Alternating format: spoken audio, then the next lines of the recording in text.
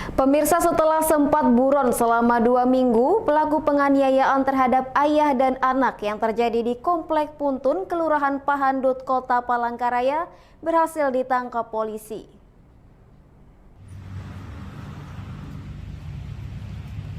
RD alias Bucek berusia 46 tahun, salah satu dari 2 pelaku yang terlibat dalam kasus penganiayaan terhadap ayah dan anak di Kompleks Puntun, Kelurahan Pahandut, Palangkaraya, Kalimantan Tengah, akhirnya berhasil ditangkap.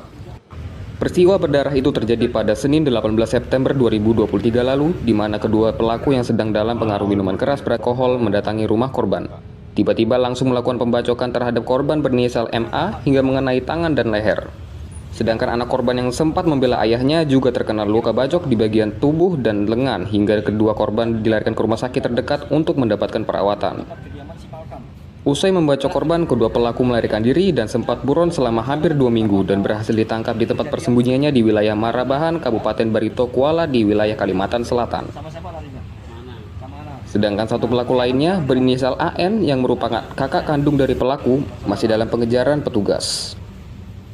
Ini kita ada mengamankan satu orang pelaku kasus penganiayaan dan pengeroyokan yang terjadi TKP-nya di Puntun beberapa waktu yang lalu.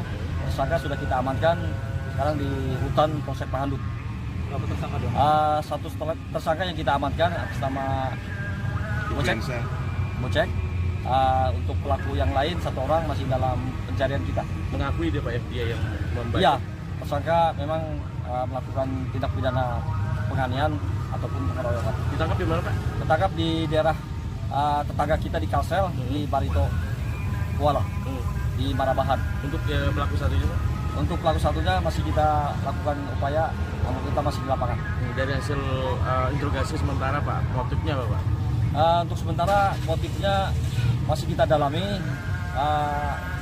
kemungkinan ada kesalahpahaman. Pak, kedua pelaku ini dalam pengaruh minuman keras ya, mabuk Pak ya? Iya, memang dari keterangan dia sebelumnya dia ada minum semacam minuman tradisional gaduk itu. Pak, senjata tajam jenis apa yang digunakan? Jenis parang. Parang.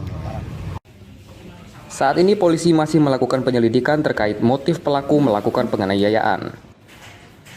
Atas perbuatannya, kini pelaku ditetapkan sebagai tersangka dan mendekap di sel tahanan Polsek Pahandut Palangkaraya dan dijerat pasal tentang penganiayaan dengan ancaman hukuman maksimal 5 tahun penjara.